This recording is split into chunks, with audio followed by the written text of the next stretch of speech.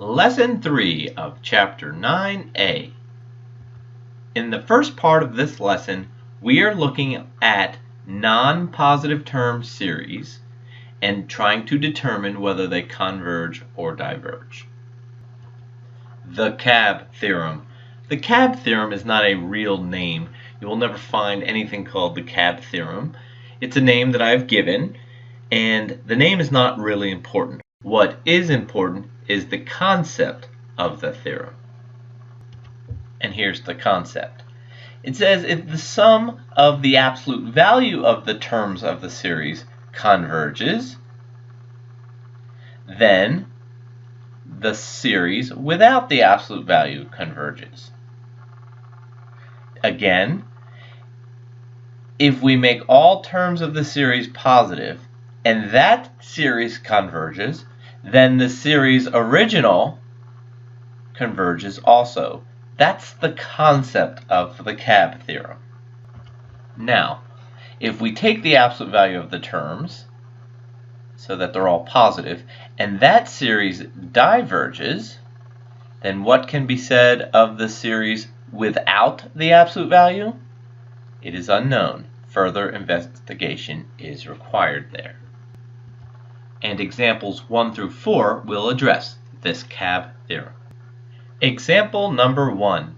In example number 1, first I'd like to point out that this series strictly alternates. I know that it strictly alternates because of this strictly alternating indicator. You see, the negative 1 to the n minus 1 will make it go plus, minus, plus, minus, plus, minus. And now I'm going to write this series as negative 1 to the n minus 1 times the nth term. So we treat this like it's the nth term, together with the alternating indicator will give us a series looking like this. So now let's use the Cab theorem. So the Cab theorem again says if we take the absolute value of all the terms, so we make all the terms of the series positive. That's what I've illustrated there. So what does that become if I take the absolute value of every term? Well, it gets rid of the strictly alternator and then just becomes good old-fashioned 1 to infinity of 1 over n squared. Now what does that do? Hopefully you should know this. This will converge by p-series, where p equals 2. And now, since the series converged when we made it positive, then the original series, without making it positive, converges also. So we would say this, which equals the sum from 1 to infinity, negative 1 to the n minus 1 of 1 over n squared, converges by the Cab theorem.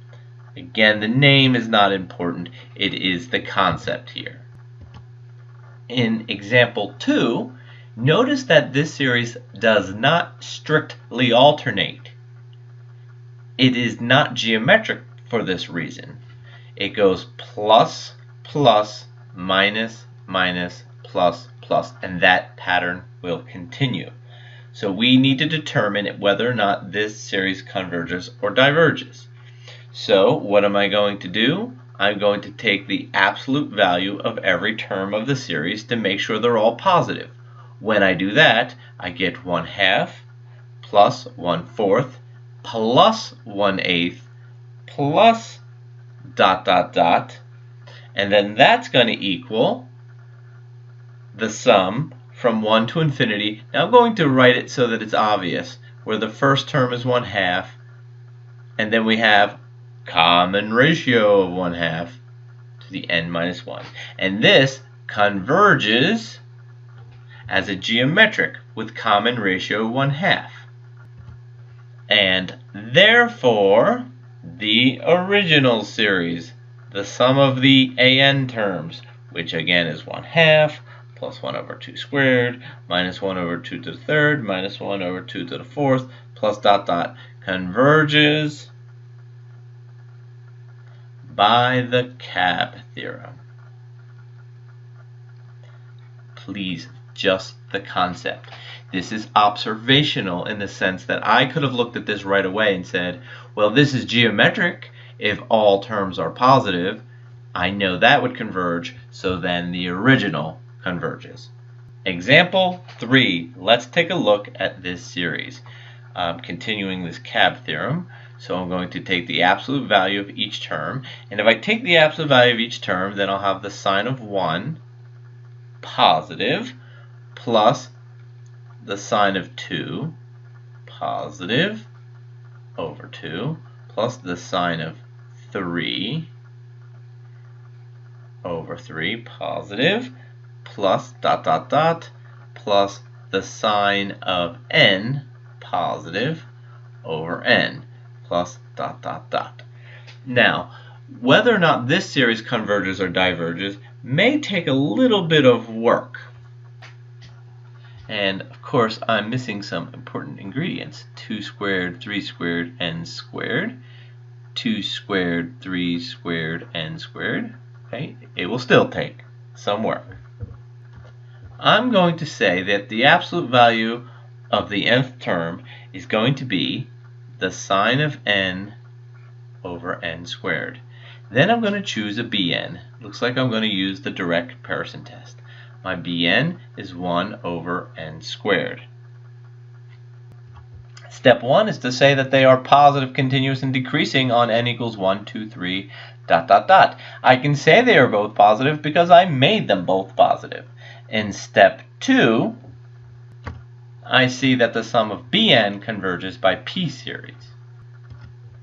Step 3, I see that the terms of absolute value of n are always less than or equal to 1 over n squared, or bn.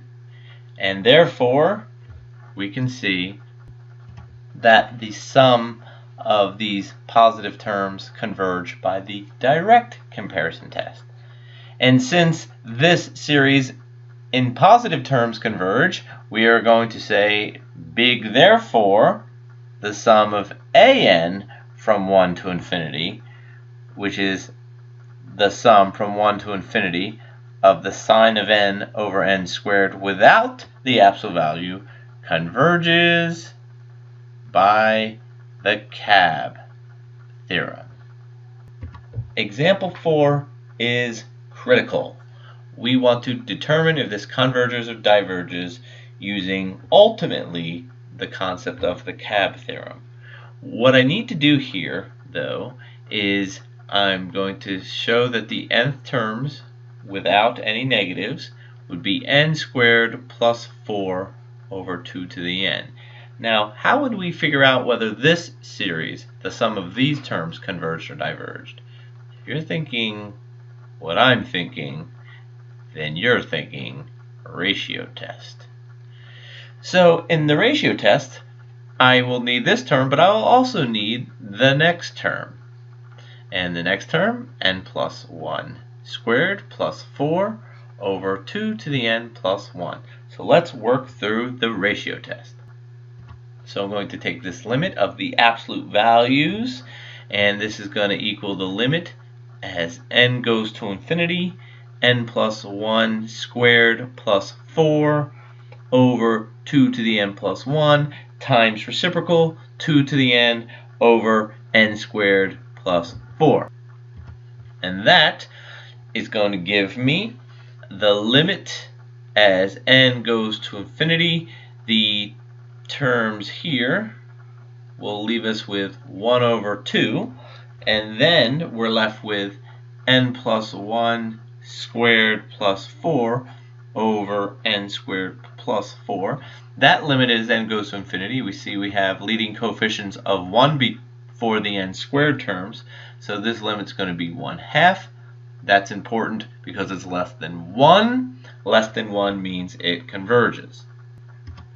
So we proved that the positive version of this series converges by the ratio test, and good old big therefore, the original series,